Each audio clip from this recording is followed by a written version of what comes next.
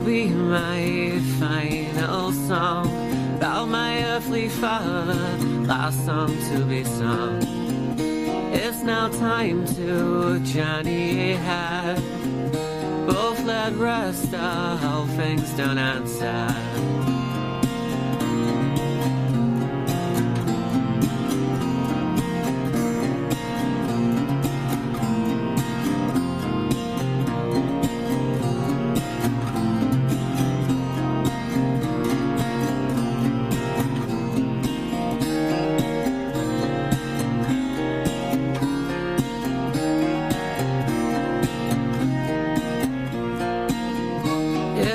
Time for the moorings to be cut.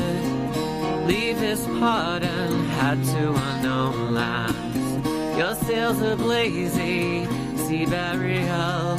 Love you, earthly father, that you know. This is my prayer, that you will rest. This is my prayer,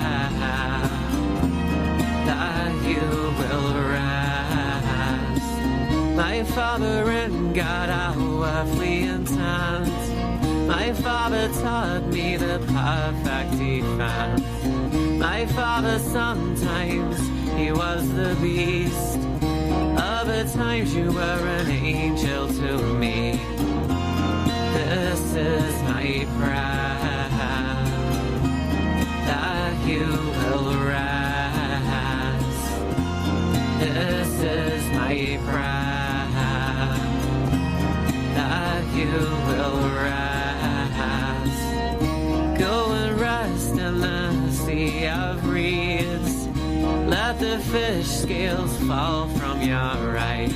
Love you, earthly father, that you know. But now Ella, now she cares for me. There's the beautiful track from Adam Geoffrey Cole's new album, The Tracks of the Afterlander, with the track Sea Burial, track 3 from the brand new release that's out on Ramble Records at the moment, that you can pick up online at ramblerecords.com/Adam Geoffrey Cole. $35. There's still some available. Jump on there and check it out. First up there we had Pearls Before Swine with The Jeweler, and Tom Rapp, the leader of Pearls Before Swine, his record from 1999, Journal of the Plague Year, the track The Swimmer, which was a tribute for the departed Nirvana frontman Kurt Cobain. And I'm going to give Mr. Adam Geoffrey Cole a bell now, and we're going to have a chat here live here on the station, 99.9 Voice FM. Let's give him a bell.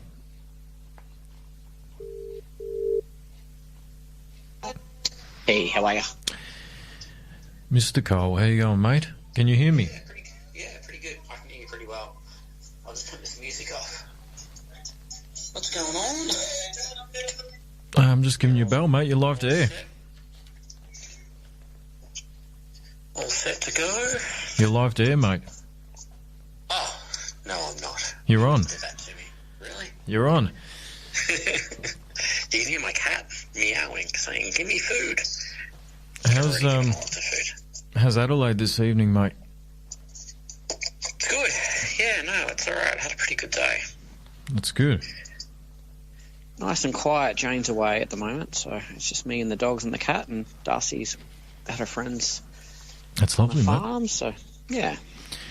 And we're going to have a bit of a chat about your record tonight. That's came out, what was it, about 2 weeks ago on Ramble Records through Michael Sill, who's been running Ramble for a little while now. I'm putting out a lot of obscure, kind of more psychedelic, folk kind of orientated music, from what I believe. Yeah, no, it's a pretty amazing label, actually. He's I think there's over 50 releases in probably 2 years. He seems to be putting out a few different kinds of things each kind of week. Yeah, if you go to the Bandcamp page, you'll see it. Yeah, a lot of different stuff, a lot of experimental kind of folk and kind of free jazz and a lot of kind of finger-picking guitar stuff, you know, Robbie Basho style, John Fay kind of stuff, and everything in between. It's a pretty exciting label. So it's cool. I would love to talk about the AFL draft with you, man. This is what we usually do when we're on the phone. We talk about football and all these kind of things, but because we're live to air here, we better talk about your music career, mate. So you are from Kiama in New South Wales. That's not far from Wollongong. Tell us about your earliest memories of music and what led you into wanting to become a musician. I guess I was probably 12 or so and heard music, I guess, and got that kind of feeling you get when you're younger. You don't get it as much as you get older, but that kind of spine-tingling feeling that you get when you hear a song that kind of really moves you or whatever, and I think I got addicted to that, maybe. And so then I learned guitar and it went from there. Started writing songs pretty early. I think I wrote my first song when I was about 12. Kind of listening. I think back in those days it was the 80s, so it was a lot of heavy metal and stuff like that. Yep.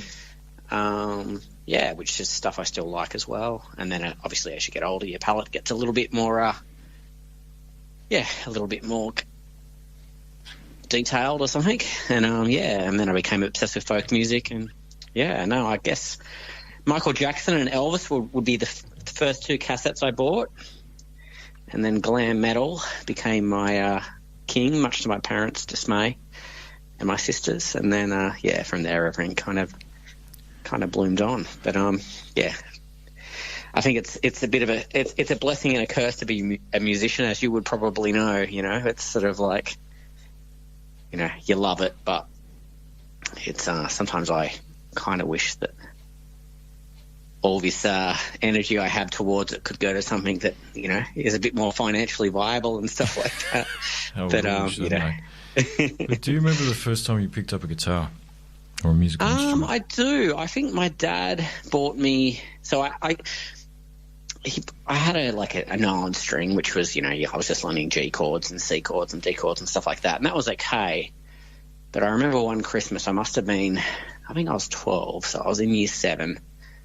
And my dad bought me a Yamaha RX, it sounds like a car, RX-57ZX or something like that. Mm-hmm. And it was a very sharp kind of 80s glam metal kind of, it was like a grey silver colour and a little PV Rage amp, and it had distortion on it. And I hit an A chord. Actually it would have been an E chord, power chord, and I was addicted from there. So, it's something about the distortion and the electric guitar that is it's definitely addictive. So it's interesting that it's funny to think that your earliest kind of magnetism, I guess, to music was through 80s glam metal, because it was kind of in your, I believe, was your mid to late teens that you started up kind of your first ensemble, La Rosa, which is kind of like 90s dream pop kind of folk inspired kind of music. How did it go from glam metal to doing something like La Rosa, man? I guess as you're young, it's like time is kind of condensed really quickly. So, I guess, you know, the music at the time I was influenced by, like, I lived in a small country town, so, you know, we didn't even have Triple J when I was sort of 13, 14. So it was just watching Rage, staying up till 2 or 3 in the morning, you know, taping stuff, and then I guess hearing Soundgarden maybe. I remember hearing like Louder Than Love and Hands All Over and stuff on Rage and Jane's Addiction, and so I kind of went from listening to kind of, you know, heavier stuff to, I guess, more, alternative stuff, I guess. Mm-hmm. And then from there it just kind of blossomed. It's just, there's so much music out there. And then I think Triple J went national back in the day, which was very exciting for a young person in a country town, you know. And then I moved to Melbourne when I was sort of 19, nearly 20, and and then I learned a lot really quickly, you know, being in the city again, and, you know, Triple R, PBS, and all that kind of stuff. And then I became an avid collector. Yeah, because you did start up Arosa though before you came to Melbourne. Yeah, you started that up in Kiama. Yeah, so I guess it was kind of started up with me and my friend Andrea. So we were in high school together, and she came to my school in about year 10, and she played guitar, and yeah, we just just through music class became kind of inseparable. We were both into, different kinds of music, and I think we both taught each other, we kind of turned each other onto different music and kind of learnt playing together. So we had this real synchronicity between the two of us, and it was a beautiful thing, it was nice. So then I think we finished year 12, and I think we started Arosa just out of high school, and luckily enough we sort of only played one show, and we got signed to Mushroom, which was really strange and unexpected by our friends and family and ourselves. I think we gave a tape, went and saw the Paradise Motel play in Wollongong, and they were a great band, weren't they?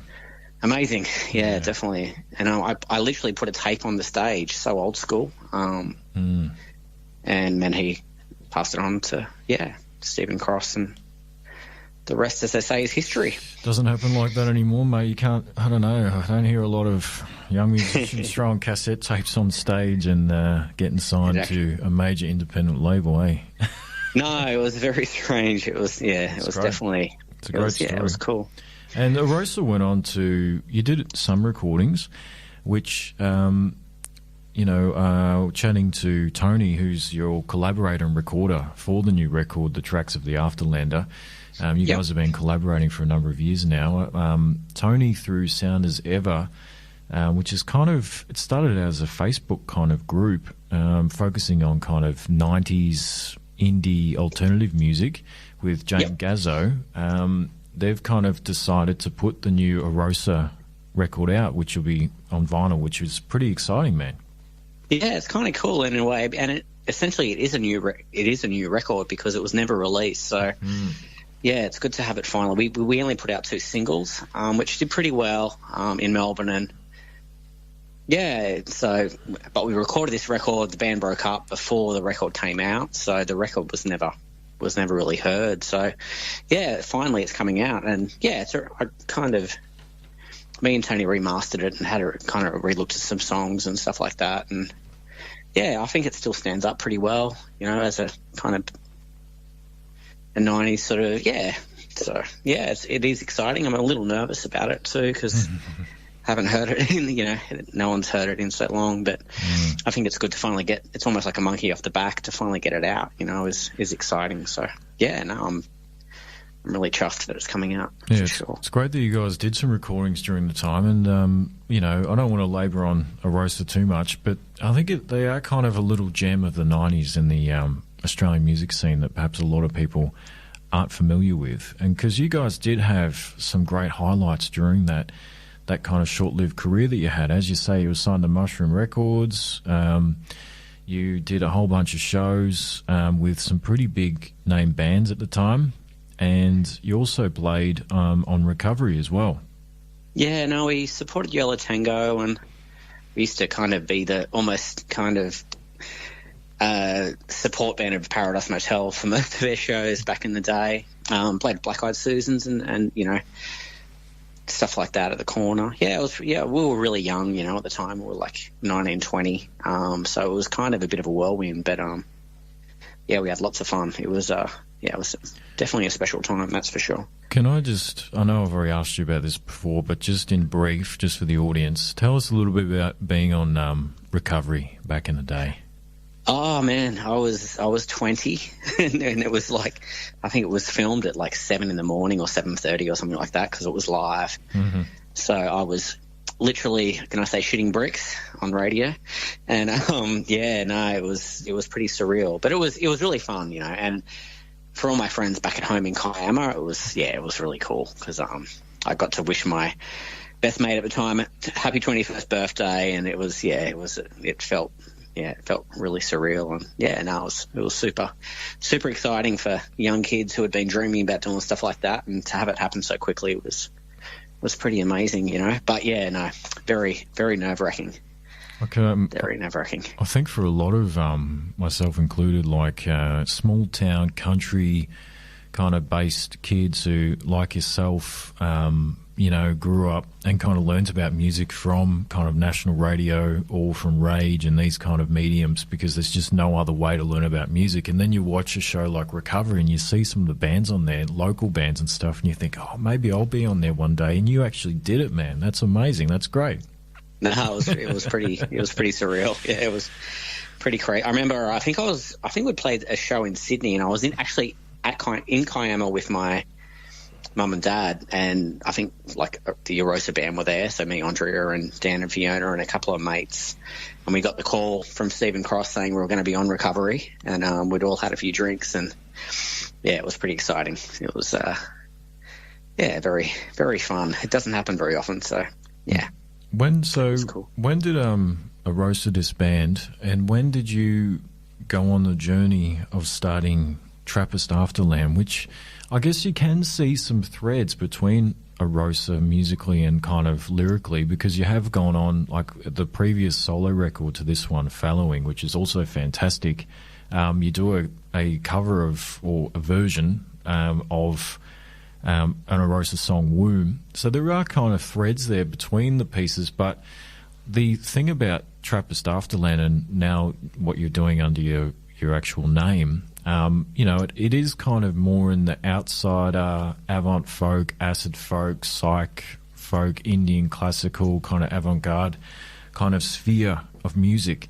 How did it go from Erosa disbanding, and when did that happen, into becoming Trappist Afterland? I guess Erosa sort of disbanded, I think it was mid-1998, so it was a very short-lived project. We got signed in 97, moved to Melbourne, and put out the 2 singles, recorded the record, and and then it disbanded really quite quickly, which was a shame. But it was, it got to a point with the band. We were pretty young, and we were all making some pretty silly choices. So it was, we had to do it. I think it had to be done. And then I went and did solo records for a couple of years, and got to play with some of my kind of friends that I'd met through the Erosa days. So, it's always, I guess Erosa was sort of influenced by, indie rock of that kind of era back in then. But after Erosa disbanded and I did a few solo records, I basically I kind of gave up music for about 3 or 4 years and just listened to so much music. Basically, I would work and just buy music. And I just listened to so much stuff, and I was just so hungry to hear so much different kinds of stuff. And I think that, by listening, I guess, kind of inspired me to start picking up the guitar again and writing again. So, I think Trappist kind of formed from that, just hearing so much great music and kind of wanting to, do my take on that. So, what were the kind of some of those ensembles that really set the lights off for you during that time, that kind of, how sometimes you get into one band and you really love them, and then you're like, oh, what do they really like? And then you kind of go on that trip, you know what I mean? Yeah, what was some of those gateway bands? I guess it was folk music in a sense, like incredible, but more sort of left of centre folk music. So Incredible String Band, Cobb, and stuff like that. Comus, stuff that kind of early 70s stuff. It was like folk music, British revival folk music, that was completely kind of almost a bit kind of inverted in a sense. It's kind of influenced by King Crimson and stuff like that. So it just had such a kind of esoteric kind of sound to it. And then I would listen to all that kind of stuff, and then I heard stuff like Stone Breath and Gowan Ring, more modern day folk guys, and loved it as well. And that kind of made me go, oh, actually, you can do modern folk music and make it, sound timeless and amazing. So then I kind of started to try and pen, songs that aren't unlike Erosa, because, but just to give it a little, just had a bit more of a fried kind of sound to it, I guess. I think the one of the big differences between the two kind of ensembles is like one of the threads, actually, one of the great things is your beautiful voice, of course, and I think your very singular guitar playing, which is quite mesmeric, and it's very beautiful guitar playing. But now you're just being too kind. no. But I think lyrically that's the big shift, isn't it? As well, it's like it just with all the Trappist stuff, and I think even in a more focused way with your two solo records, Following, and this one, the tracks of the Afterlander, they've become even more focused on kind of spirituality, religion, esoterica. Because I think for you, not dissimilar from myself in some respects, our music kind of mirrors our spiritual life, doesn't it? Oh, for sure. I mean, I always try and write about stuff that, I'm interested in, or that what inspires me, or, and this, so I, it's like, it's not for everybody, obviously, but, that's what drives me. If I'm not getting excited by it, no one else is going to. So, I guess, I kind of figure with music as well, it's like, if you're going to write music, you want it to kind of mean something. You don't want to just, I'm not a person who wants to just, write pop songs for the sake of it. It's almost like a diary or something like that, and it's a reflection of how I think about, the world and all that, all those kind of big questions that we all ask ourselves and that kind of thing. So, if you can't express it in music, where else can you do it? So, I guess that's kind of crux of it. And you had some success with under the moniker of Trappist Afterland in Europe, and particularly in England. It seemed that was kind of where you found an audience. Why do you think that is? And kind of how many? Because you went over to England a few times, wasn't it? Yeah, so I did England 5 times, and then within that, I did Germany and Netherlands and a few other countries. I don't know. I think I guess that's where the acid folk stuff kind of comes from, in a sense. And I guess I found just like-minded people over there. It's sort of like that old story. If you're writing music and you're going to find that audience. It's just a matter of where it is, And I was just lucky, the Sunstone guys, I think, heard one of the early records on Bandcamp, and they signed us, and then they were such a great support, put out a couple of records and helped me, kind of make contacts and meet folks. And it was just really easy because I found myself just, like in Melbourne, I've always, I've got my great friends and stuff like that. But, I always felt a little bit like an outsider there. I never felt like I quite fitted into Melbourne. But as soon as I got to England and the UK scene and, got to hang out with bands like United Bible Studies and, just all, Current 93, all those amazing kind of bands that I've always loved. It just kind of fitted. And it was like almost like kind of I'd found my home a bit, so it was cool. But it's a shame it's so far away. But I'm heading back there in March again, so it's exciting, I'm man. Super excited to see my old buddies and stuff, and it should be fun. That'll be great. Now, tell us a little bit about, because I want to go into a little bit more detail about this new record before we sign off here, but why did you go from Trappist Afterland to recording and releasing music under your own name, Adam Geoffrey Cole? What was the thinking behind that? I guess I feel like Trappist had kind of run its course. Trappist was very much, like, lyrically was kind of stooped in Gnosticism and more esoteric kind of ideas and stuff. I think as I was getting older during COVID as well, I was just getting more interested in orthodoxy, Christian mysticism and stuff like that. And I just wanted to simplify everything. I felt like with Trappist it was so dense, so much instrumentation, it was just full on, and I just wanted to get back to songwriting again. I wanted to strip it all back, and I was still doing it with Tony, who was in Trappist and was my main sort of partner in Trappist. But it just felt like I needed a slight change of name just to express that stuff a little bit better. I know, like, I've always kind of worked under my own name the last kind of decade, and there's a vulnerability to it, I think, on some level, because you can't hide behind that kind of word or that image, I think, on some level. And I think in that vulnerability, though, you've really got to kind of take ownership of the kind of work you're doing, for better or worse, I guess. Yeah, no, definitely. And that's perfect. The perfect description when you say you got to own it, because, you know, it's, you know, there's not a moniker. Trappist Afterland was a moniker, and it was, you know, it involved different people. Whereas when you use your own name, whether it be Matt Malone or Adam Geoffrey Cole or whoever it may be, it's like, yeah, you're definitely putting yourself out there. No, Again, the curse of being a musician, you know, the yearning, even though it's sometimes you play that gig and you're like, it was such a bad gig and, you know, you're hating yourself. But the next day you're like, I want to play again. You know, it's like that kind of yearning to keep going, you know, keep pushing yourself and stuff like that. Yeah, and you've put out so many records over the years, mate. And you do keep pushing yourself to keep recording and keep writing. And I really want to go into a little bit of depth about this new record, because this is the second one that you've put out under your own name, Adam Geoffrey Cole. The first one was called Following, which personally I really, really loved. And this new one, mate, I've just started. I felt like I've only just started kind of scratching the surface of it since I picked it up off you over Grand Final weekend on vinyl. And prior to our chat, we played one of my favourite tracks from the record, which is called Sea Burial. And I think one of the things I'm getting lyrically from this release is it's still got that esoterica and the mysticism in the lyrical content, and certainly in the musical arrangement. But there does seem to be you moving into a more personal realm. Like Sea Burial, for me, it sounded very much about kind of grappling with your relationship with your father.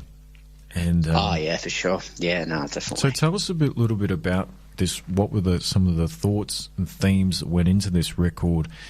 And particularly about that song, Sea Burial. I guess the last Trappist record was called Seaside Ghost Tales, and that was an incredibly personal record about, my relationship with my father and different things. And I kind of, but I got real personal about it. So then when Sea Burial came along, it was almost like a bit of a kind of, I guess, almost like a decision to not write about my father anymore. So it was like a full stop. So I wrote that song as the last song I'm going to write about my father. It was, I love my father, but it was a pretty kind of problematic relationship. So it's kind of bittersweet, but it was, I guess it was kind of like a final full stop in a sense with that kind of idea. Yeah. So. Yeah. But is there more kind of would you say that this record in general is a lot more personal than perhaps some of your previous work? I think it was as personal as Seaside Ghost Tales, which was the last Trappist Afterland record. Yep. I think Following wasn't as personal. This one definitely, and I guess because half the record is old trap songs, I think I chose songs that were definitely a lot more personal and reflective, you know, lyrically and stuff like that. Yeah, I guess it's, you know, the stripping back, I guess when you strip back the music, you tend to strip back, you know, your kind of self in a sense as well as a songwriter. So, yeah, definitely. I mean, yeah, I guess I haven't thought of it like that. I always thought of Seaside as a really personal record. And this, I guess you're probably right, though. It probably is. Yeah, it's quite personal as well. It's just maybe more subconscious, whereas Seaside Ghost Tales was definitely a conscious, personal kind of diary of my life in Kiama and, you know, all that kind of thing. So, yeah, you kind of made me want to listen to it again and, definitely see that. I'd love to sit down with you sometime and have a listen to it, mate, together, and perhaps we can listen to my record together as well. That would be a lovely, lovely evening. I look forward to it, definitely. And you've sold out of all your records on your TrappisTafterland.bandcamp.com website, but you can pick them up still from Ramble Records. Oh, yeah, sorry. No. The new one, the Tracks of the Afterlander. Yep. Yeah, so I think they're still available at Ramble Records. Yep. And I think in the Netherlands we've got Shiny Beast, a distribution company that may have some copies as well. Okay. But yeah, I'm not too sure. Okay. What's around? There are CDs that have just been pressed as well, so there's CDs as well available. All right, I want to grab a CD too, mate. Are you going to be playing some shows down in Victoria to kind of support this record in the near future? I should, shouldn't I? No, I not this year, I've got my mum isn't well, so I'm kind of doing a lot of travelling back to Sydney just to see her, and I've got a wedding in November. But I reckon definitely in January, February next year, probably for the UK tour or after it, I'll be definitely playing and hopefully playing some shows with you as well. That sounds good, man. Yeah. That'll be great. I'm looking forward to next year playing some shows with you. I'm going to play 2 tracks from your brand new release, the tracks of the Afterlander. I would like you to choose one, Adam, and I've chosen one. I wanted to play Fairy Asylum. Tell us a little bit about this particular track, and then I'd love for you to choose one as well, please. Yeah, okay. Fairy Asylum is definitely a personal track, and I'm starting to... Yeah, I think during COVID, being a carer, over those times, I kind of got carer fatigue and got pretty heavily burnt out. So Fairy Asylum is essentially just a song about that, really. Just kind of losing yourself during, I'm pretty sure everyone can relate to that, during COVID and stuff. Yep. Yeah, and I played it on the oud, which is one of my favourite instruments that I hope to be doing more of.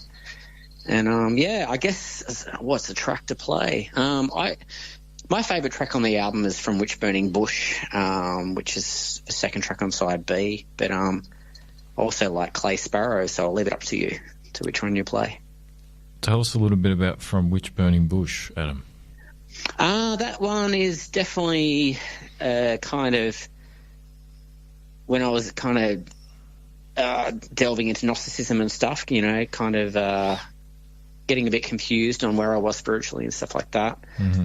So obviously From Witch Burning Bush is like, there's so many kind of, what is truth, all that kind of stuff. So it's, definitely just me questioning where I was kind of heading and stuff with that, in that kind of way. That's all your records are about spiritual searching and searching yourself and searching the spiritual realms, my friend. That's for sure. And I'm looking forward to having a chat again with you again soon, because I'm sure you're going to put out a new record. You're so prolific. You're always putting out 3 or 4 records a year.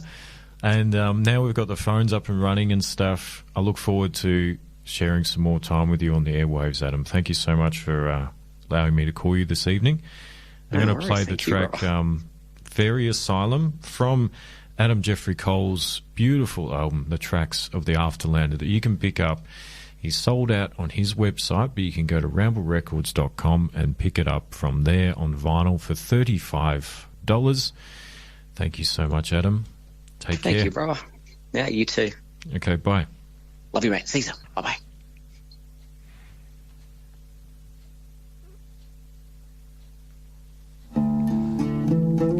Here's Fairy Asylum.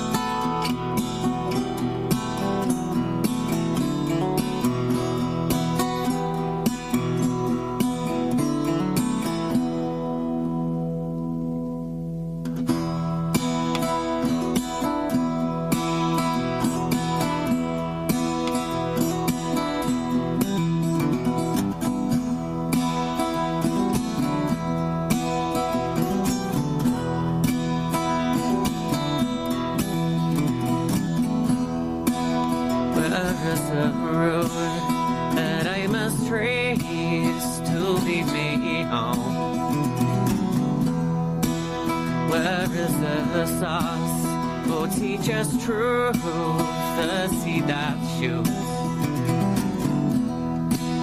But will I know what is unclean from fruit and bad? And if its flesh is nourishment, then will I blow from which burning bush shall my root be trees? From which burning bush shall my root be trees?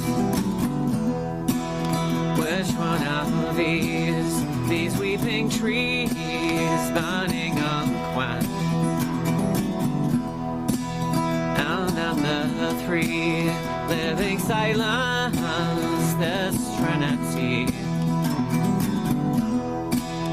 Which one of these, this spark in me, will bring me home? The one above, the one below, this web is sweet. From which burning bush shall my root be trees? From which burning bush shall my root be trees?